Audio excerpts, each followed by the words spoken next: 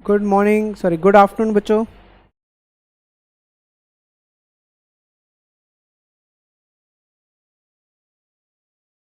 Good afternoon.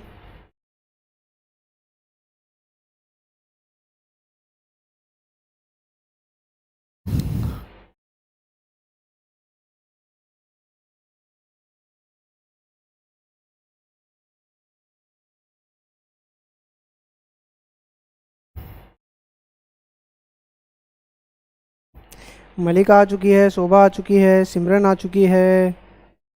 और कौन कौन है भाई?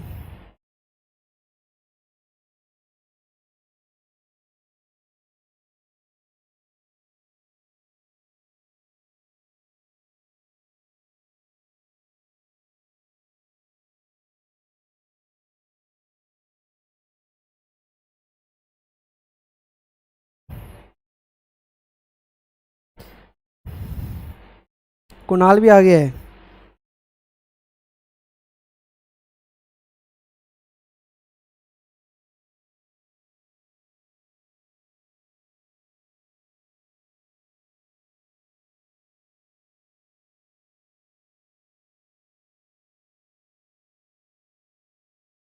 सो करें बच्चों स्टार्ट। हाँ, ready for second subject, that is the EBCL बच्चों। कल वाली क्लास कैसी लगी बच्चों आपको? सिक्योरिटी लॉ आपको इजी लग रहा है या टफ लग रहा है? बताओ।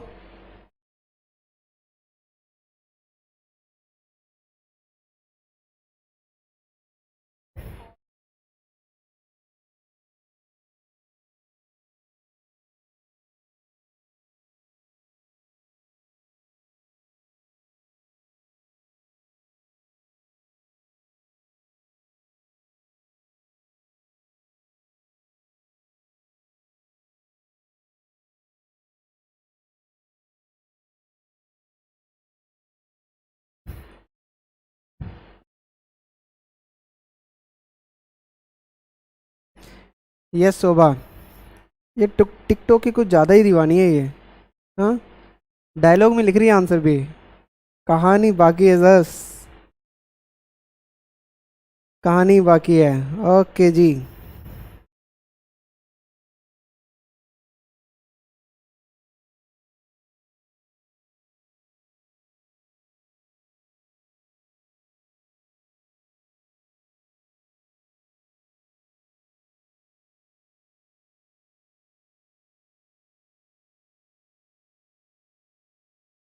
चलो आओ बच्चों।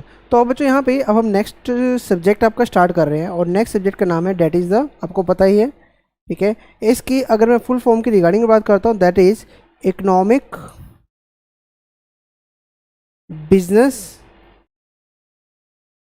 And commercial law.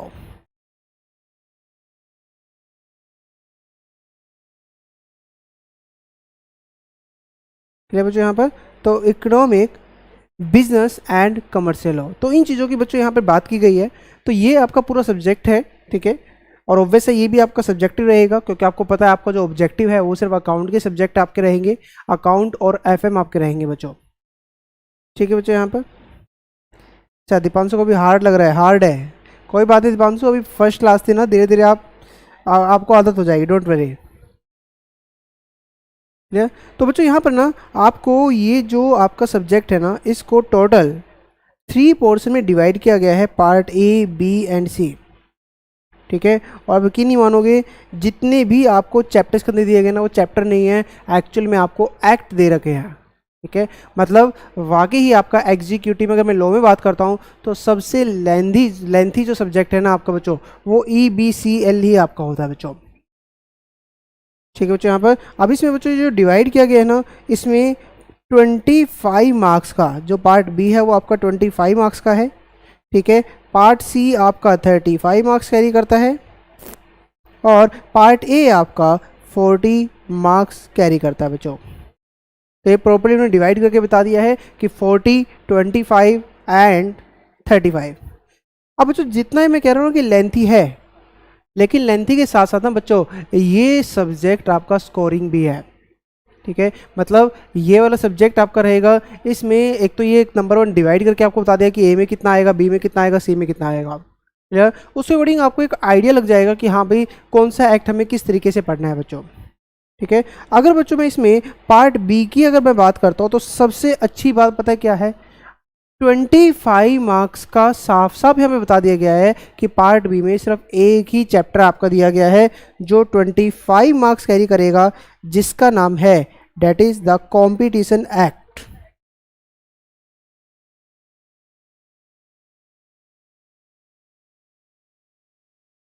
क्लियर बच्चों यहाँ पर कि मतलब अच्छी बात यह है कि 25 मार्क्स में सिर्फ एक ही चैप्टर पढ़ना है, क्लियर, और ज़्यादा मुश्किल भी नहीं है, बहुत इजी चैप्टर है, ठीक है। तो ये बहुत अच्छी चीज़ है कि यहाँ पर इस चैप्टर से 25 का आना ही आना है, क्लियर। अब बच्चों इसमें अगर मैं रिमेनिंग पोर्शन की बात करता हूँ तो ये जो 35 मार्क्स का है इसमें आपके बहुत सारे चैप्टर आपके आते हैं, क्लियर। तो इसमें आपके किस तरह के चैप्टर्स के अंदर आएंगे, इसमें आपको कंज्यूमर से रिगार्डिंग आएगा, कंज्यूमर प्रोटेक्शन एक्ट कि कंज्यूमर को कैसे प्रोटेक्ट किया जाता है,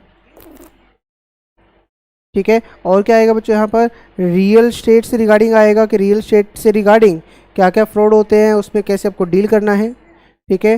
प्रिवेंशन ऑफ मनी लॉन्ड्रिंग आएगा कि अगर कोई ब्लैक मनी को वाइट मनी में कन्वर्ट करने की कोशिश कर रहा है तो उसको हमें रोकना है,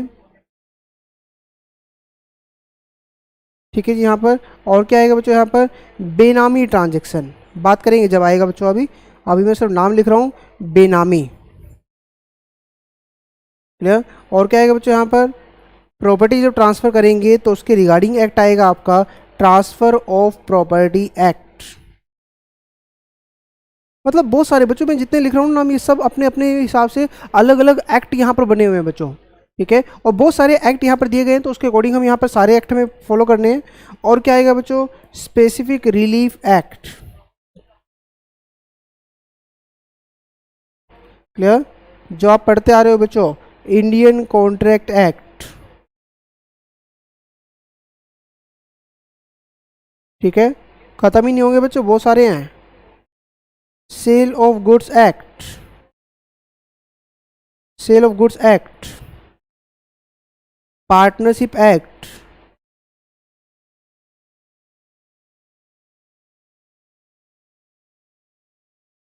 ठीक है यहाँ पर पार्टनरशिप एक्ट। और क्या आएगा बच्चों यहाँ पर, yes Kunal, prevention money laundering 2 number की ट्रांजेक्शन, या नेगोशिएबल इंस्ट्रूमेंट एक्ट, क्लियर। और कौन सा आएगा बच्चों, essential commodities act, legal metrology act. मतलब ये सब बच्चों सोचो खत्म ही नहीं हो रहे हैं। तो ये तो खाली आपके बच्चों 35 मार्क्स में लिखे हैं मैंने, और ये सारे चैप्टर हैं, सारे एक्ट हैं ये आपस में, ठीक है। मैंने जितने भी नाम यहाँ पर लिखे हैं सब अपने आप में अलग अलग एक्ट यहाँ पर दिए गए हैं बच्चों।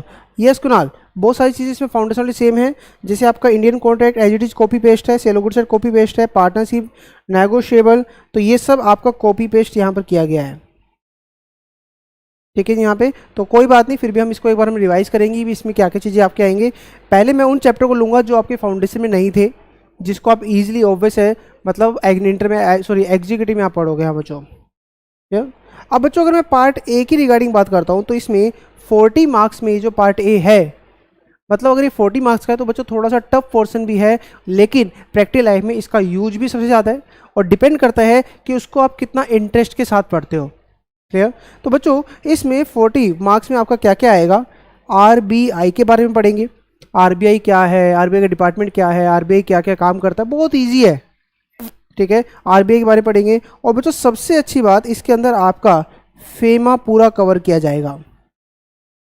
फेमा डेट इज सुना भी होगा आपने, foreign exchange management act, clear. अब बच्चों अगर मैं फॉरेन एक्सचेंज की रिगार्डिंग बात करता हूँ तो हम भी फॉरेन में जाके क्या करते हैं, बिजनेस करके आते हैं, बाहर के लोग भी हमारे यहाँ पे आके बिजनेस करते हैं, तो फॉरेन करेंसी का आना जाना लगा रहता है ना। सेम थिंग इंडियन करेंसी भी बाहर जाती रहती है, तो बच्चों उसकी रिगार्डिंग ही यहाँ पर ये पूरा प्रोविजन यहाँ पर दिया गया है फेमा का। पहले पता क्या होता था बच्चों, ओल्ड सिलेबस में ना फेमा का सिर्फ एक ही चैप्टर उन्होंने बना दिया था, ठीक है। मान के चलो कि भाई इतना बड़ा चैप्टर और सिर्फ एक ही चैप्टर में, मतलब इतना बड़ा पोर्शन है फेमा का और उसको सिर्फ एक ही चैप्टर में कवर किया गया था, तो कहीं ना कहीं उसकी रिलेवेंस इतनी नहीं हो पाती थी। अब इन्होंने बच्चों यहाँ पर ये जो फ्रेमवर्क कवर किया है ना, मतलब इसके अंदर अगर मैं बात करता हूँ तो पार्ट ए में टोटल आपके 10 चैप्टर्स आते हैं, ठीक है। आउट ऑफ 10 चैप्टर्स 6 चैप्टर्स आपके सिर्फ फेमा को डिवाइड करके दिए गए हैं, तो बच्चों यहाँ पर तो मतलब ये मान के चलो कि 6 चैप्टर वो सिर्फ क्या है, फेमा है। इसके अलावा बच्चों छोटे छोटे चैप्टर रहेंगे। आपने सेटिंग में एक चैप्टर पढ़ा था एनबीएफसी कि एनबीएफसी कितने टाइप्स की होती है, वो फिर से रिपीट होगा आपका यहाँ पे। इसके अलावा बच्चों और चैप्टर आएंगे आपके, SCZ आएगा, स्पेशल इकोनॉमिक जोन, ECB पढ़ेंगे, एक एक्सटर्नल कमर्शियल बोरिंग्स। तो इस तरह के चैप्टर इसके अंदर आएंगे बच्चों यहाँ पर, क्लियर बच्चों यहाँ पर। तो इस तरह की सारी चीज़ें यहाँ पर कवर की गई है।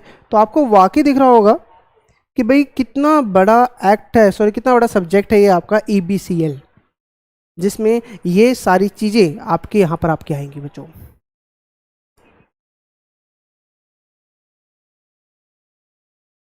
डन बच्चों यहाँ पर।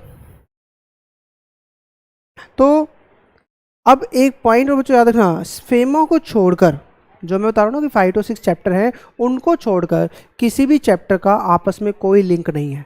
फेमा का तो लिंक रहेगा जो 1 to 6 चैप्टर जो मैं बोल रहा हूँ, इसके अलावा कोई भी चैप्टर का आपस में कोई लिंक नहीं है। जैसे जैसे चैप्टर आप करते चले जाओगे, नेक्स्ट चैप्टर मतलब नेक्स्ट एक्ट आपको नई नई नॉलेज आपको देता रहेगा बच्चों, ठीक है। तो ये मत सोचना कि भाई सर पुराने वाला चैप्टर नहीं हुआ तो अगले वाला समझ में नहीं आएगा, तो यहाँ पर ऐसा नहीं है बच्चों, ठीक है। कंपनी लॉ में हो सकता है थोड़ा बहुत, लेकिन यहाँ पर ऐसा बिल्कुल नहीं होगा कि भाई आपको ऐसी कोई प्रॉब्लम यहाँ पर आए बच्चों।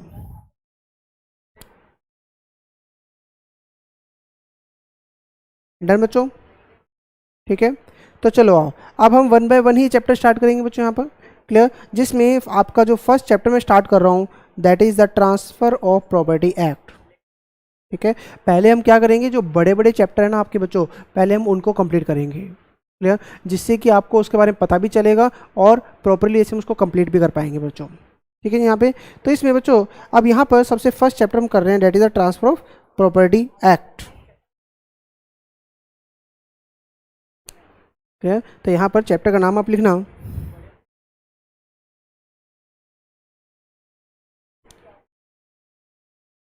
ट्रांसफर ऑफ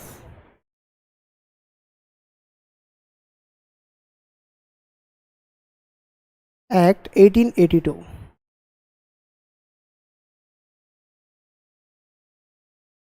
बच्चों यहाँ पर अब बच्चों देखो यहाँ पे नाम से पता चल रहा है कि ट्रांसफर ऑफ प्रॉपर्टी एक्ट 1882, तो आपको यहाँ पर इस एक्ट का पर्पस समझ में आ रहा होगा, टू ट्रांसफर प्रॉपर्टी, कि जब हम किसी को प्रॉपर्टी ट्रांसफर करेंगे तो उस केस में हम यहाँ पर ये एक्ट लगा रहे हैं, टू ट्रांसफर द प्रॉपर्टी। अब बच्चों अगर मैं यहाँ पे प्रॉपर्टी की बात करता हूँ तो प्रॉपर्टी हमारी 2 टाइप्स की होती है बच्चों। पहली प्रॉपर्टी आपको पता है that is the movable property, movable property, और बच्चों सेकंड होती है that is immovable property,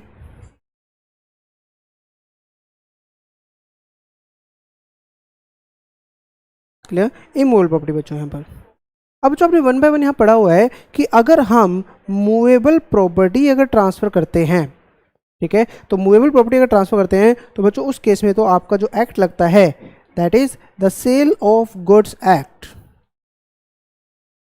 cell of goods act 1930, जो आप पहले पढ़ चुके हो, ठीक है यहाँ पे। लेकिन अगर मैं इमूवेबल प्रॉपर्टी की रिगार्डिंग अगर बात करता हूँ बच्चों, तो इसके लिए सेल ऑफ गुड्स एक्ट नहीं लगता था, क्यों, क्योंकि वहाँ पे गुड्स की डेफिनेशन में इमूवेबल प्रॉपर्टी कवर नहीं होती थी, सिर्फ मूवेबल प्रॉपर्टी कवर होती थी, क्लियर। तो यहाँ पर अगर मैं इस एक्ट की बात करूँगा ना बच्चों, तो सिर्फ ये इमूवेबल प्रॉपर्टी के रिगार्डिंग ही आपका लगेगा, तो ट्रांसफर ऑफ प्रॉपर्टी एक्ट,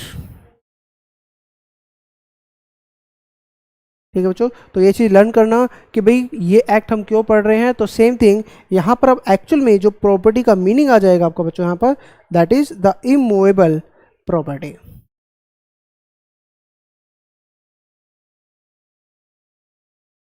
बच्चों यहाँ पर। तो इस पूरे चैप्टर में जो मैं बात करूंगा वो इमूवेबल प्रॉपर्टी के रिगार्डिंग बात करूंगा। और बच्चों इमूवेबल प्रॉपर्टी क्या होती है, कैसे ट्रांसफ़र होती है, किस क्या क्या फॉर्मेलिटीज़ कंप्लीट करनी पड़ती है, ये सब आपको इस चैप्टर में, इस एक्ट में आपको बता रखा है, ठीक है यहाँ पे। अब बच्चों इसमें जब मैं इस चैप्टर को पढ़ूंगा ना, क्लियर, तो इस चैप्टर को हम कुछ पोर्शन में डिवाइड कर लेते हैं जिससे आपको बहुत ईजी हो जाएगा, ठीक है। और इस चैप्टर को बच्चों मैं टोटल टोटल मैं इस चैप्टर को ही 4 यूनिट में डिवाइड कर रहा हूँ, जिससे आपको इसकी चीज़ें आपको पता चलेंगी कैसे क्या क्या चीज़ें आती है। तो जिसमें सबसे पहले बच्चों आता है बेसिक्स। बेसिक्स में हम क्या कवर करेंगे बच्चों, कुछ डेफिनेशंस हम यहाँ पर कवर करेंगे। तो बच्चों इसको चैप्टर को वाकई बहुत बड़ा चैप्टर है। अब डायरेक्ट पढ़ोगे तो आपको लगेगा सर ये खत्म ही नहीं हो रहा है, चैप्टर बहुत बड़ा चलता जा रहा है यहाँ पे। तो इसको बच्चों करने का तरीका क्या है, इसको ना आप ये मान के चलना कि ये एक चैप्टर नहीं है, 4 यूनिट है। क्लियर। और उसके अकॉर्डिंग आपको करना है बच्चों यहाँ पर। तो पहले में हम बेसिक कवर कर रहे हैं, सेकेंड में बच्चों हम यहाँ पर कुछ डॉक्ट्राइंस, कुछ प्रिंसिपल्स यहाँ पर आएंगे, वो हम कवर करेंगे।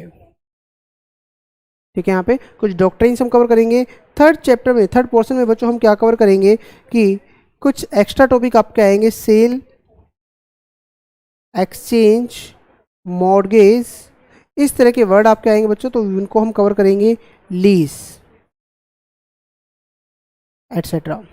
एंड बच्चों फोर्थ यूनिट में जो इससे अलावा जो एक्स्ट्रा रह गया होगा वो हम यहाँ पर कवर करेंगे बच्चों।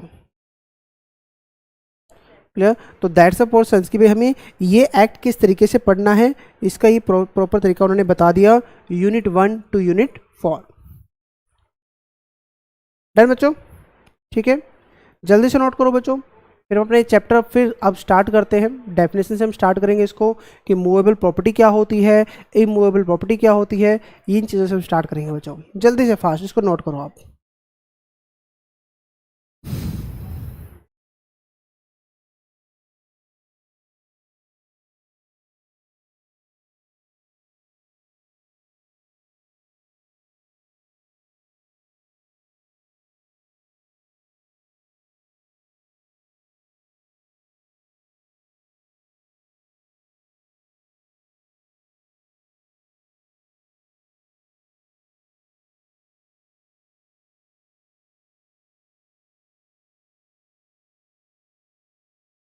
डन बच्चों,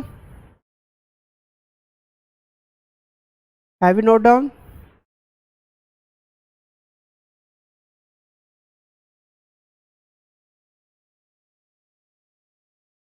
फीलिंग एक्साइटेड, गुड शोभा।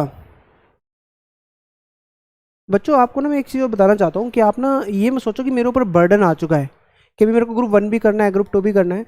देखो इस चीज़ों को ना एंजॉय करो। मैं खुद है ना अपनी, अगर मैं अब प्रोफेशनल बन चुका हूँ ना, बट मेरे को स्टूडेंट लाइफ वाकई बहुत याद आ रही है कि भी स्टूडेंट लाइफ में कितना एंजॉय करता था। कोई टेंशन नहीं थी, सिर्फ पढ़ना ही पढ़ना होता था, है ना, और बस एग्ज़ाम देने जाना होता था, है ना। तो वही चीज़ आपको करनी है बच्चों।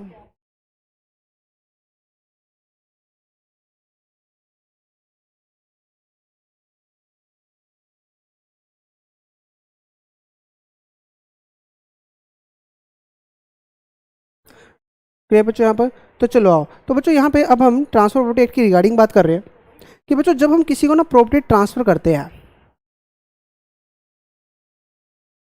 जब किसी को हम प्रॉपर्टी ट्रांसफ़र करते हैं तो प्रॉपर्टी ट्रांसफ़र करने के दो तरीके होते हैं। क्लियर। पहला तरीका होता है दैट इज़ वॉलेंट्री, कि मैं अपनी प्रॉपर्टी किसी दूसरे पर्सन को वॉलेंट्री ट्रांसफ़र कर रहा हूँ। क्लियर। या फिर दूसरा होता है मैं किसी को वॉलेंट्री ट्रांसफ़र नहीं कर रहा हूँ, बाय ऑपरेशन ऑफ लॉ।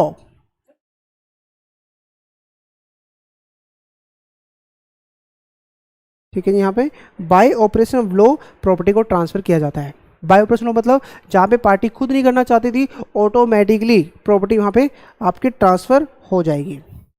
अब जो वॉलेंट्री में भी आपके जो इंस्ट्रूमेंट होते हैं वो टू टाइप्स के होते हैं। ठीक है, आपने ये चीज़ इंडियन स्टैम्प एक्ट में भी पढ़ी होगी कि इंस्ट्रूमेंट दो तरह के होते हैं। एक इंस्ट्रूमेंट होता था बच्चों that is the testamentary.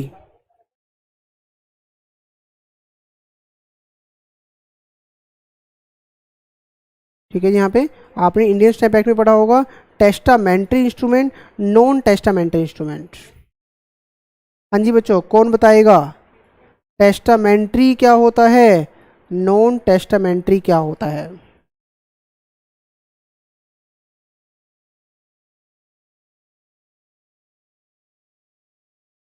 Clear बच्चों यहाँ पे? तो टेस्टामेंट्री क्या होता है, नॉन टेस्टामेंट्री क्या होता है, कौन बताएगा? बताओ जी।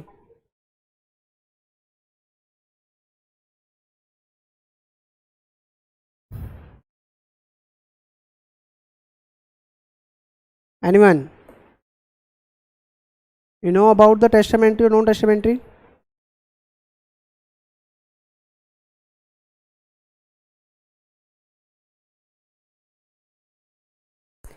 नहीं पता? हाँ जी, किसी को नहीं पता?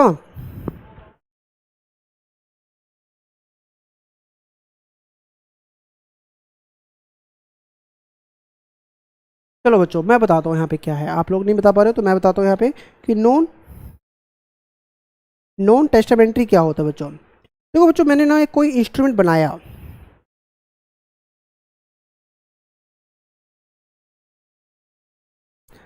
कुणाल गलत है, मल्लिका प्रॉपर वे से नहीं बताया, ठीक है। बच्चों अगर कोई इंस्ट्रूमेंट आपने बनाया है, कोई इंस्ट्रूमेंट का मतलब क्या होता है, एक एग्रीमेंट आपने किया, और अगर उस एग्रीमेंट का आप इमीडिएट इफेक्ट करते हो,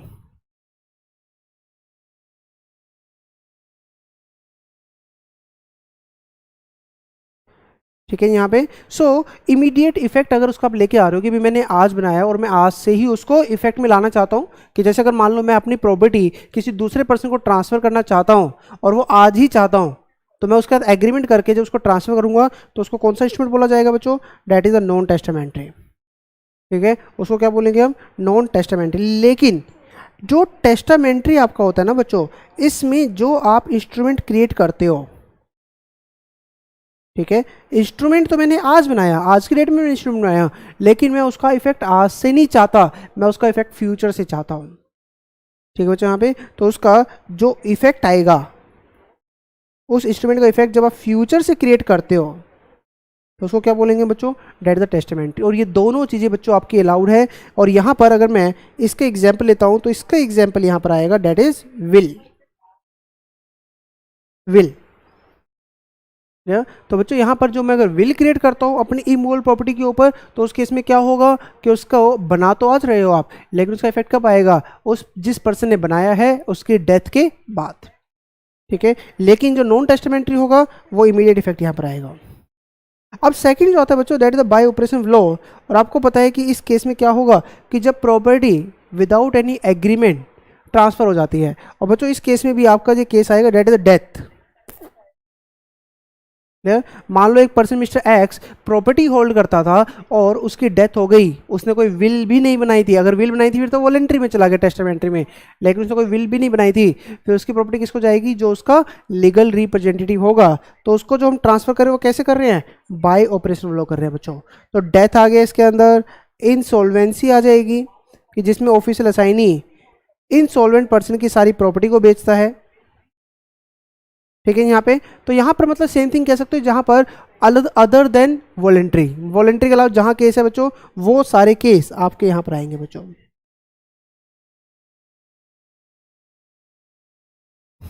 गॉट पॉइंट बच्चों यहाँ पर? तो दैट्स योर पॉइंट कि भी यहाँ पे इन्होंने बताया हुआ है कि जब आप प्रॉपर्टी ट्रांसफर करोगे या तो प्रॉपर्टी वॉलेंट्री होती है या फिर बाय ऑपरेशन ऑफ लॉ आपकी होगी बच्चों यहाँ पर। डन बच्चों? नोट करो जल्दी से, जल्दी से नोट करो।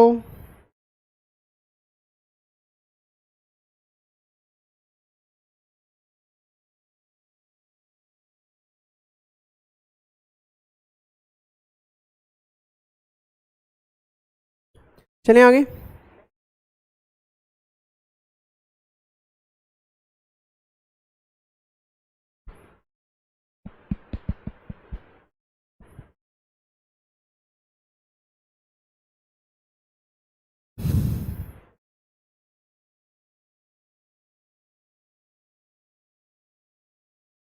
हाँ जी बच्चों, तो चलो आप बुक से पढ़ते हैं, इसमें बुक्स में बच्चों क्या लिखा गया है और इसमें आपको क्या क्या चीज़ें पढ़नी है। तो यहाँ से आपको अपना चैप्टर स्टार्ट करना है बच्चों, क्लियर? तो यहाँ से आपको अपना टॉपिक स्टार्ट करना है और क्या लिखा गया कि this act was enacted the object to amend the law relating to the transfer of property by the act of parties, ठीक है। और साथ से देखो बच्चों क्या लिखा गया, ये एक्ट एक्सक्लूड करता है, मतलब देखो मैंने जो अभी आपको बताया ना बच्चों, डेथ वाला टॉपिक, यहाँ पर आपका transfer of property act apply नहीं होगा। क्लियर बच्चों? यहाँ पर इस केस में transfer of property act apply नहीं होगा, यहीं पर ये लिखा गया बच्चों। देखो क्या लिखा गया, it this act exclude the transfer by the operation of law. ठीक है, यहाँ पे जो ऑपरेशन ऑफ लॉ में आता है वो इसके अंदर नहीं आएगा बच्चों। क्लियर। सेकेंड थिंग बच्चों, इसके अंदर एक चीज और याद रखना, जहां पर मैंने अभी जो बात की है इसकी, क्लियर, सेकंड किसी बात करो बच्चों, टेस्टामेंट्री की बात कर रहा हूं, यहां भी भूल जाओ, यहां भी भूल जाओ कि मैं ये एक्ट लगाने वाला हूं। तो अल्टीमेटली क्या हुआ कि जहां पर पार्टी उसका इमीडिएट इफेक्ट लेके आ रही है और दोनों की कंसेंट से हो रहा है, वॉलेंट्री वहां पे किया जा रहा है, तो उसी को ही मैं ट्रांसफर ऑफ प्रॉपर्टी एक्ट में कवर करूंगा। डर बच्चों यहाँ पर, तो ये अलग अलग वहां पे चीजें कवर होंगी आपकी, बट ट्रांसफर प्रॉपर्टी एक्ट में ये चीज कवर्ड नहीं होगी आपकी बच्चों। तो दिस इज ये टॉपिक भी यहाँ पे बता रखा है और इसी को ही यहाँ पे लिखा गया है। तो देखो नीचे हम पढ़ते हैं इसको, देखो डायग्राम की फॉर्म में बताया हुआ है यहाँ पे कैसे दिया गया है कि number 1 bye act of the parties, number 2 bye operation of law. और मैंने यहाँ पे क्या लिखा, बाय ऑपरेशन ऑफ लॉ में ट्रांसफर ऑफ प्रॉपर्टी एक्ट आपका अप्लाई नहीं होगा। और जो वॉलेंट्री होगा तो दो तरह का मैंने बताया, तो टेस्टामेंट्री होता है, एक इंटर विवोस। ठीक है बच्चों, यहाँ पर इंटर विवोस, क्लियर बच्चों यहाँ पर। और यहाँ पर भी देखो साफ साफ बोल दिया गया कि अगर ऐसा होता है तो govern by the Indian succession act, note by the transfer of property act, वो ट्रांसफर प्रॉपर्टी एक्ट में कवर्ड नहीं होगा। और बच्चों अगर ट्रांसफर करते हैं तो देखो लिखा गया, अभी बात करेंगे मूवेबल केस में नहीं लगता है ये, क्लियर, इमूवेबल के केस में लगता है। देखो साफ साफ बोल दिया गया यहाँ पर, इन दोनों चीज़ों को मैं लेके चल रहा हूँ बच्चों, इसको यहाँ से वर्ड हटा देना। ठीक है, तो यहाँ पर ट्रांसफर ऑफ प्रॉपर्टी एक्ट आपका अप्लाई नहीं होगा। सिर्फ किस चीज़ में अप्लाई होगा, इमूवेबल में होगा। और यहाँ पे क्या होता है, sale, mortgage, lease, exchange, gift, actionable claims, तो ये सब हम यहाँ पे आगे पढ़ेंगे बच्चों, यहाँ पर जो इन्होंने बताया हुआ है। क्लियर पॉइंट बच्चों यहाँ पर, तो ये हमने यहाँ पर पढ़ लिया है। अब यहाँ से हमारी यूनिट नंबर 1 स्टार्ट हो रही है बच्चों, यहाँ पर जो बताया गया है that is the instrument.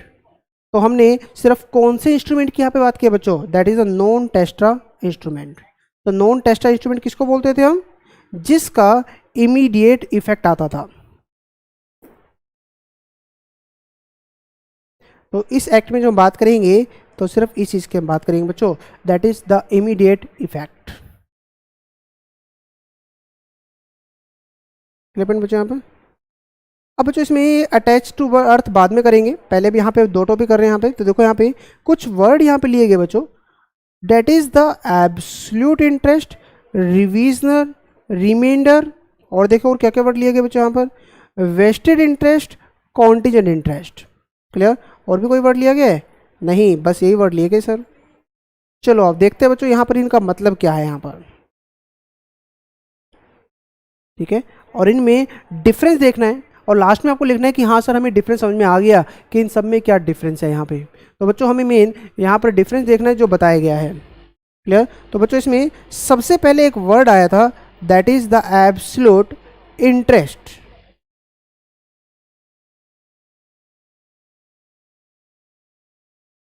Absolute interest, तो देखो बच्चों एब्सोल्यूट इंटरेस्ट का मतलब क्या है, 100% interest, 100% interest.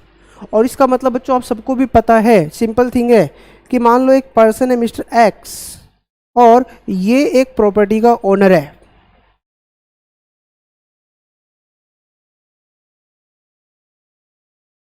Clear, owner of the property.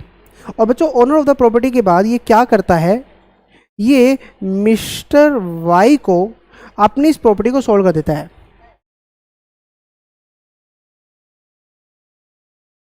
ठीक है बच्चों यहाँ पर, तो जब वो बच्चों प्रॉपर्टी मिस्टर वाई को ट्रांसफर कर रहा है और वाई क्या कर रहा है, इस पर्सन को पूरा अमाउंट पे कर देता है। ठीक है बच्चों यहाँ पर, जैसे उसने पूरा अमाउंट पे कर दिया विदाउट एनी कंडीशन, तो इस केस में आप ये बोल सकते हो कि जो मिस्टर वाई है नाउ बिकम एब्सोल्यूट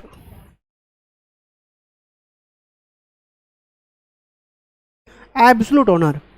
मतलब वाई का ना इस प्रॉपर्टी पे एब्सोल्यूट इंटरेस्ट आ चुका है। मतलब ये प्रॉपर्टी को चाहे कुछ करे, चाहे उस प्रॉपर्टी को वो छोड़ दे, चाहे प्रॉपर्टी को डिस्पोज कर दे, चाहे प्रॉपर्टी किसी और को ट्रांसफर करे, मतलब वाई के पास अब पूरा का पूरा राइट वहाँ पे ट्रांसफर हो चुका है। और यहाँ पर जब बच्चों मिस्टर वाई इस प्रॉपर्टी को 100% जब अपने राइट में कब्जे में ले लेगा, एंजॉय करेगा, कुछ भी कर सकता है इस प्रॉपर्टी का, मिस्टर एक्स अब कोई भी इंटरफेयर नहीं करेगा।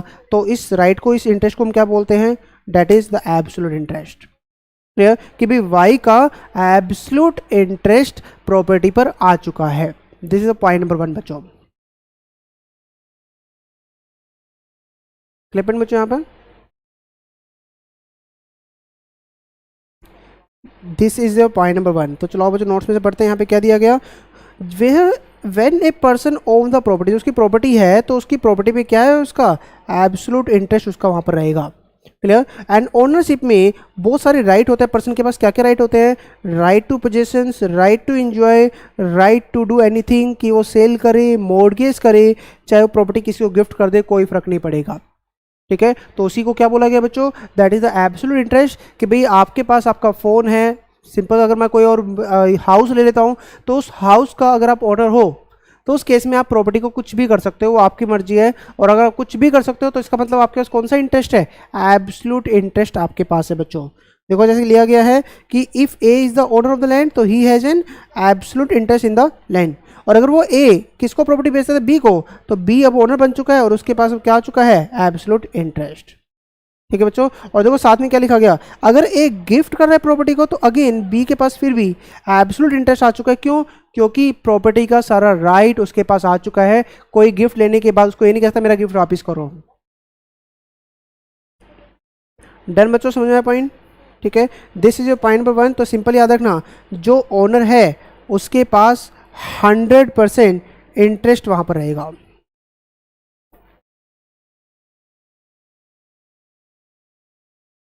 दिस इज पॉइंट नंबर 1 बच्चों। क्लियर? अब इसके बाद बच्चों दो वर्ड यहां पर लिए गए, रिविजनर एंड रिमाइंडर। ठीक है, अलग अलग पॉइंट है बच्चों यहाँ पर। ठीक है, अब इसके बाद जो नेक्स्ट पॉइंट मैं यहाँ पर ले रहा हूँ, रिवर्जन। अब जो रिवर्जन का मतलब क्या होता है कि जब एक ओनर अपनी प्रॉपर्टी किसी दूसरे को ट्रांसफर कर रहा है, जैसे पहले केस में था। क्लियर? लेकिन दूसरे केस में तो, फर्स्ट केस में तो क्या था? ओनर जब प्रॉपर्टी ट्रांसफर कर रहा था दूसरा पर्सन एब्सोल्यूट ओनर बन रहा था, उसको 100% इंजॉय कर पा रहा था। लेकिन अगर मैं कहता हूं if owner transfer property to other person and such other person sell, transfer back to owner, कि जब वो प्रॉपर्टी वापस किसको ट्रांसफर कर दी जाती है बच्चों? ओनर को ट्रांसफर कर दी जाती है ना, तो उसको रिवर्जन कहते हैं। तो उसमें आप देखा होगा बच्चों, जो फर्स्ट केस था उसमें तो ऐसे कोई कंसेप्ट नहीं बताया गया था, उसमें बी एब्सोल्यूट ओनर बन रहा था। लेकिन यहाँ पर हम कह रहे हैं कि नहीं, सामने वाला भी एब्सोल्यूट ओनर नहीं बना है, वो प्रॉपर्टी किसको ट्रांसफर करेगा बाद में? ओनर को ही वो ट्रांसफर करेगा। तो देखो इसका एग्जाम्पल लेते हैं, और इसका सबसे बेस्ट एग्जाम्पल बच्चों होता है let the lease. Lease. Clear? और बच्चों लीज में अगर मैं बात कर रहा हूँ यहाँ पर, तो एक एग्जाम्पल अगर मैं लेता हूँ यहाँ पर कि एक्स है और एक्स लैंड का ओनर है। ठीक है, यहाँ पे एक्स लैंड का ओनर है और सेकंड पार्टी में ले लेता हूँ यहाँ पर वाई। तो ये जो लैंड है ये वाई को ना लीज बेसिस पर दी गई। और बच्चों जब ये लीज बेस पे दी गया ना, तो जो वाई है ना वो अभी एब्सोल्यूट ओनर नहीं बना। क्लियर? अब यहाँ पे वाई को क्या करना पड़ेगा कि जितना टाइम लीज का है तब तक वो उस प्रॉपर्टी को रखेगा, और उसके बाद वापस प्रॉपर्टी किसको चली जाएगी? ओनर के पास चली जाएगी बच्चों। ठीक है, तो यहाँ पर वाई का इस प्रॉपर्टी पर हम कौन सा इंटरेस्ट कहेंगे बच्चों? रिवीजनर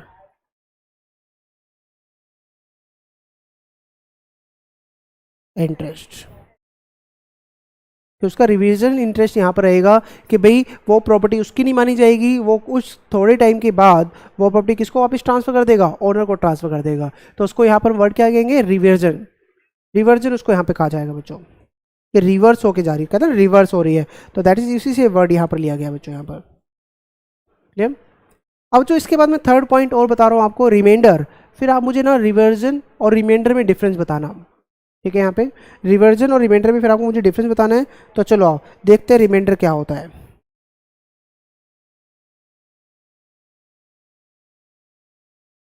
ठीक है, यहाँ पे रिमाइंडर क्या होता है बच्चों। तो बच्चों देखो रिमाइंडर में यहाँ पे क्या होता है कि अगर मैं एक एग्जाम्पल यहाँ पे लेता हूँ कि ये है जी owner,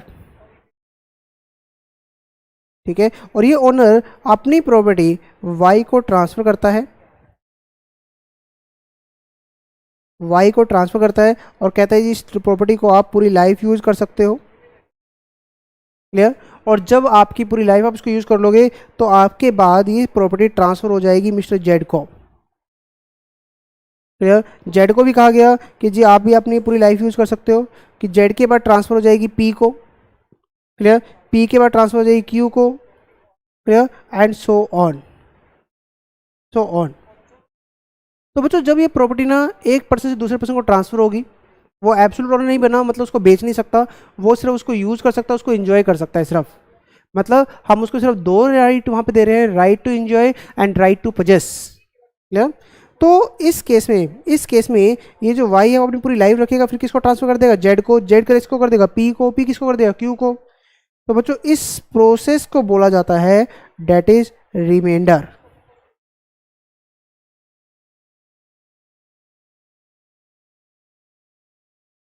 clear, that is remainder. Clear बच्चों यहाँ पर कि जब एक प्रॉपर्टी ट्रांसफर की जाती है एक पर्सन से दूसरे पर्सन को, फिर दूसरे तीसरे को, फिर फोर्थ को, फिफ्थ को, इस तरीके से उसको रिमाइंडर यहाँ पे कहा जाता है। अब मुझे बच्चों चैट में लिख के मुझे बताओ कि what is the difference between, एक ही मेन डिफरेंस है यहाँ पे इनका, रिवर्जन एंड रिमाइंडर।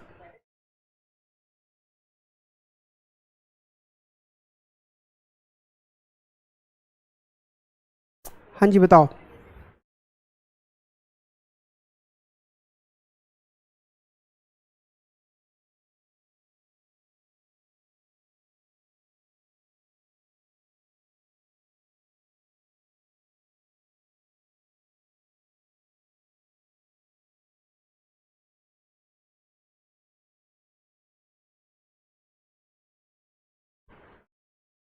हो गई क्या।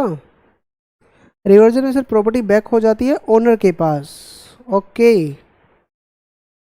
रिमाइंडर में नहीं होती बैक। वेरी गुड शोभा।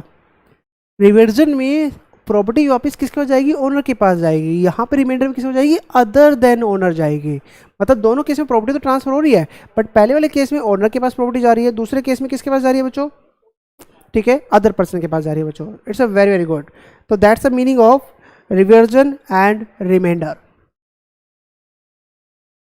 क्लियर। तो देखो बच्चों यहाँ पढ़ते हैं, चलो रिवर्जन और रिमाइंडर दिया गया है, क्या मतलब होता है। तो बच्चों यहाँ पर देखो,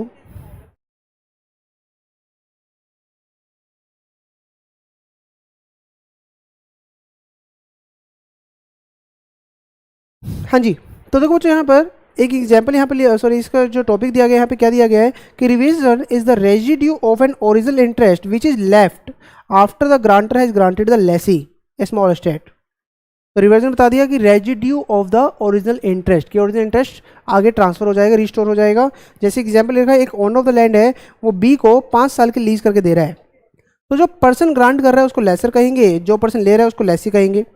अब आफ्टर द 5 years क्या होगा, lease will come to an end and property reverts back. Owner के पास ये प्रॉपर्टी वापिस आ जाएगी बच्चों यहाँ पर।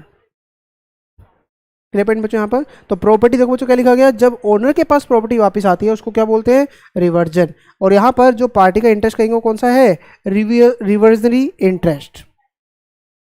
क्लियर पॉइंट बच्चों यहाँ पर।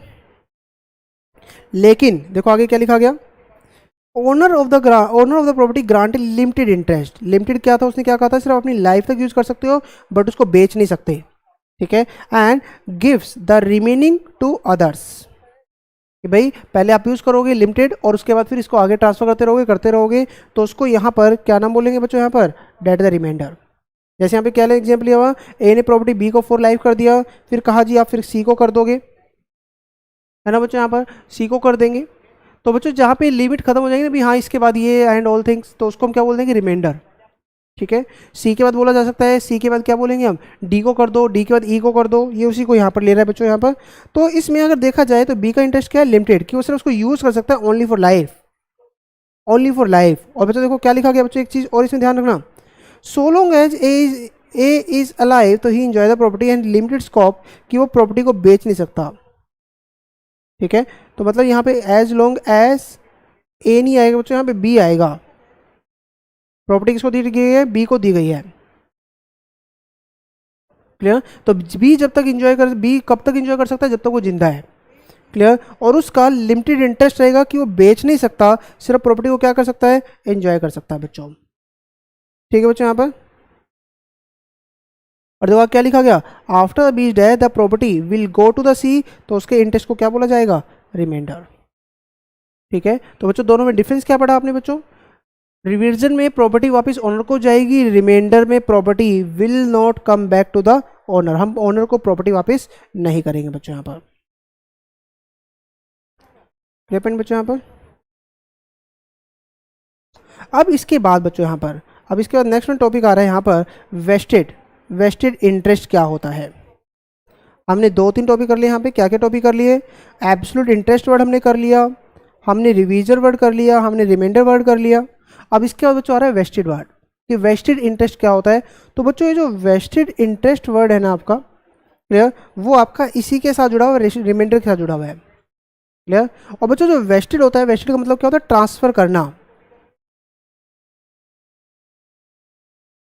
ठीक है, कि जब हम एक प्रॉपर्टी किसी दूसरे को ट्रांसफर कर रहे हैं तो उसको क्या बोलते हैं, वेस्ट करना, मतलब ट्रांसफर कर रहे हैं उसको। क्लियर, अब बच्चों यहाँ पर ये जो वेस्टेड इंटरेस्ट की रिगार्डिंग बात करो तो वेस्टेड यहाँ पर 2 तरह का होता है, vested in possession and vested in interest.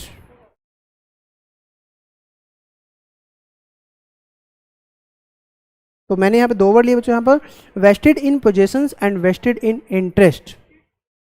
मुझे बताओ बच्चों यहाँ पर, ये जो ऊपर आपका एग्रीमेंट मैंने लिया था, एक्स ने प्रॉपर्टी वाई को दे दी, वाई के बाद जेड के पास आएगी, जेड के बाद पी को जाएगी, पी के बाद क्यू को जाएगी, सो ऑन। क्लियर, तो मुझे बताओ इस केस में बच्चों प्रॉपर्टी अभी किसके पास है। ठीक है, प्रॉपर्टी यहाँ पे किसके पास है, अभी मिस्टर वाई के पास अभी प्रॉपर्टी है बच्चों यहाँ पर। तो मिस्टर वाई अभी प्रॉपर्टी को एंजॉय कर रहा है, तो इसका इंटरेस्ट हम क्या बोलेंगे, वेस्टेड इन पोजेशन।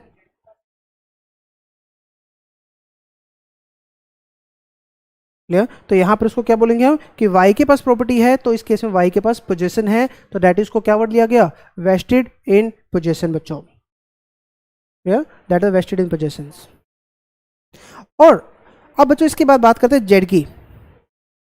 जेड के पास अभी प्रॉपर्टी नहीं है, बड़ा पॉइंट बच्चों यहाँ पर, जेड के पास प्रॉपर्टी नहीं है, लेकिन जेड को ये पता है कि मेरे पास प्रॉपर्टी आएगी।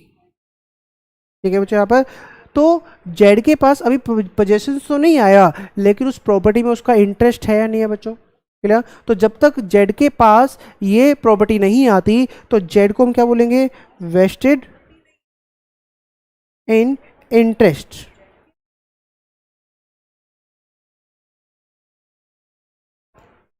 पॉइंट बच्चों यहाँ पर, तो वेस्टेड इन इंटरेस्ट।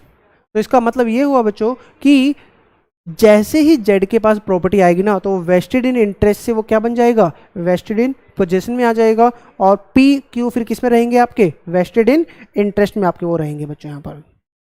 ठीक है, तो that's the meaning of vested interest, कि vested in possessions and vested in interest.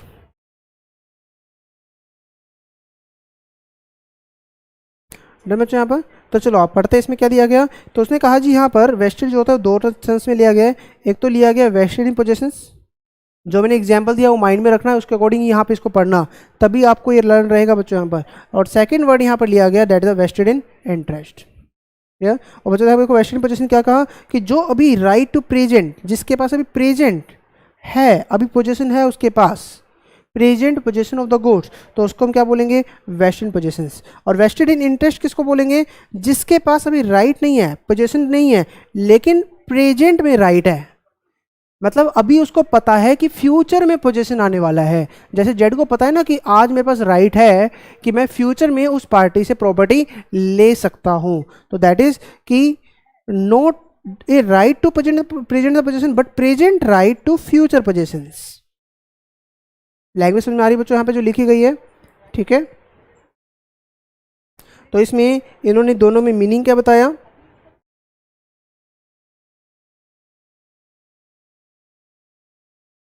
Present right of present position, clear. और इसमें क्या लिखेंगे बच्चों हम, दैट इज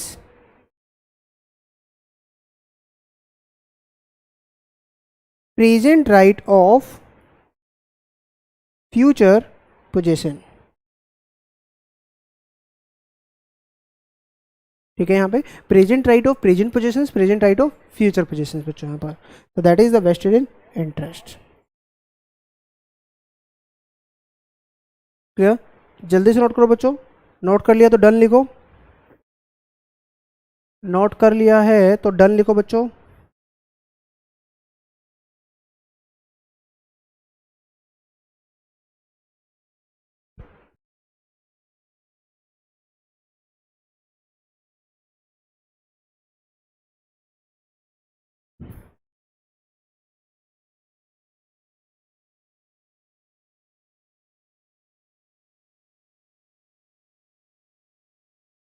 ओके, चलो आओ बच्चों, तो पढ़ते हैं इसमें बुक में नोट्स में क्या लिखा गया आपका इसके बाद। तो बच्चों इसका एग्जांपल दिया गया है कि एक लैंड ए को दी गई for life with remainder to B, तो ए का राइट क्या है, वेस्टेड इन पोजीशन, और बी का राइट क्या है, vested in interest, clear point बच्चों यहाँ पर। तो दैट्स अ सिंपल मीनिंग जो यहाँ पर दिया गया है, ठीक है। अब बच्चों इसके बाद जो एक सेकंड वर्ड यहाँ पे लिया गया, that is the contingent interest.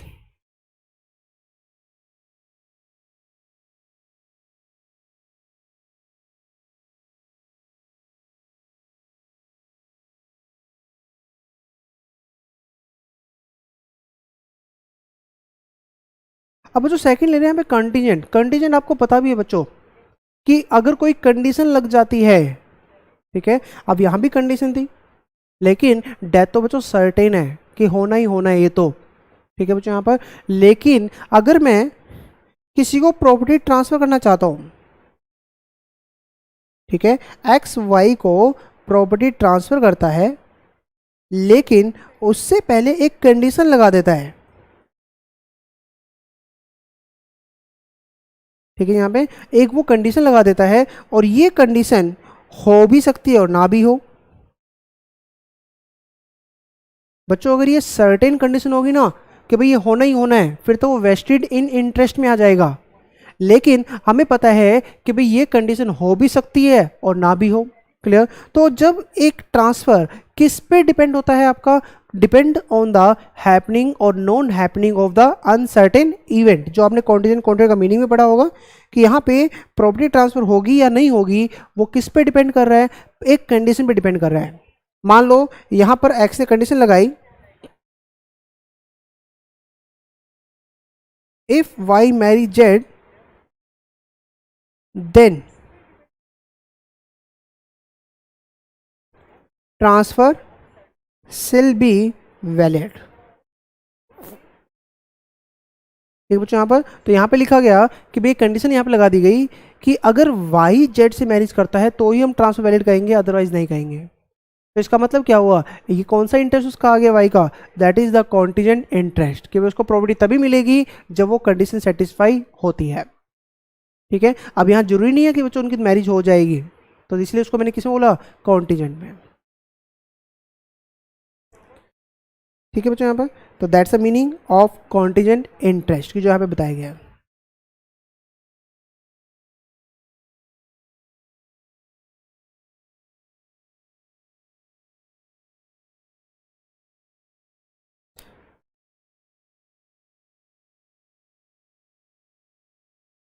Clear point बच्चों यहाँ पर, ठीक है, तो यहाँ पर बच्चों आपको दिया गया है कॉन्टिजेंट इंटरेस्ट, नेक्स्ट पेज पे आपको दिया गया है, और यहाँ पर क्या लिखा गया कि contingent interest is an interest which take effect after the condition is satisfied, कि जब कंडीशन सेटिस्फाई हो जाएगी तो हम उसको कॉन्टिजेंट में लेके चलेंगे। क्लियर। और देखो कंडीशंस, अब बच्चों कंडीशन भी दो तरह की हो गई।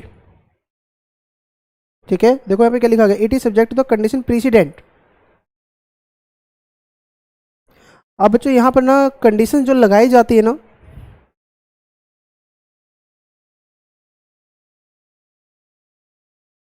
दो तरह की कंडीशन में यहाँ पे लेके चल रहा हूँ, condition precedent, condition subsequent. Condition precedent and condition subsequent. अगर बच्चों मैं सब प्रीसीडेंट लगाता हूँ मतलब बिफोर ट्रांसफर लगाता हूँ तो उसको तो कहते हैं कंडीशन प्रीसीडेंट। ठीक है, कंडीशन सब्सीक्वेंट क्या होता है, आफ्टर ट्रांसफर। ठीक है, अभी आपको ये दोनों पेंडिंग रखने हैं, ये वाला टॉपिक अभी आगे जब डॉक्ट्राइंस पढ़ेंगे और भी अदर मिसलेनियस टॉपिक आएंगे तो वहाँ पर ये टॉपिक आपका डिटेल में आएगा बच्चों, डोंट वरी। ठीक है, तो वहाँ पर आएगा। देखो यहाँ पे क्या कंडीशन लगाई गई, अनलेस ए मैरिज बीज daughter he will not get the property. साफ साफ बोल दिया ना कि भाई वो प्रॉपर्टी नहीं पाएगा, तो कौन सी कंडीशन होगी बच्चों, ये कंडीशन प्रीसीडेंट यहाँ पर आपकी हो गई बच्चों। ठीक है,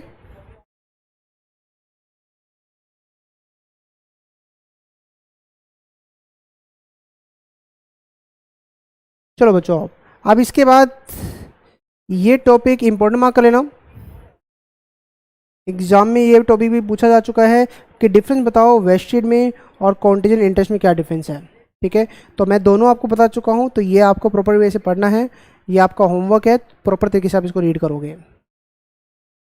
ठीक है बच्चों, यहाँ पर समझ में आया, absolute interest, revisional interest, remainder, remainder और क्या पढ़ा बच्चों हमने यहाँ पे, vested interest, contingent interest.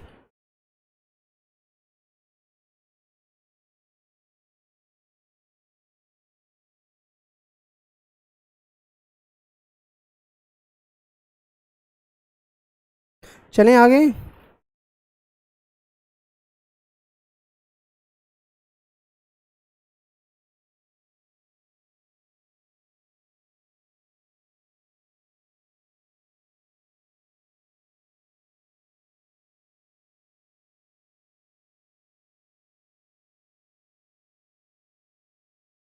Sorry बच्चों, मुझे ना एक अर्जेंट वर्क आ गया। ठीक है, तो एक बार आप ना आज इतना इसको कंप्लीट करो। क्लियर, नेक्स्ट क्लास में थोड़ी सी बड़ी आपके ले लूँगा जिसमें आपके टॉपिक और प्लस डॉक्ट्राइन हम कंप्लीट करेंगे। ठीक है, मुझे एक थोड़ा सा वर्क आ गया, उसके बाद हम करेंगे बच्चों। क्लियर, सॉरी बच्चों आज छोटी सी क्लास में आपकी ले पा रहा हूँ। क्लियर, तो try to understand, next class आपकी बड़ी हो जाएगी। क्लियर, लेकिन हाँ एक शेड्यूल से चलेंगे, कल आपकी सिक्योरिटी लो ही होगी, कल ईबीसीएल नहीं होगी आपकी।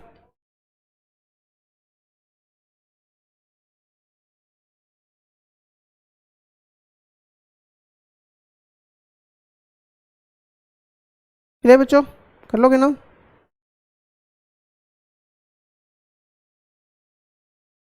Bye bye.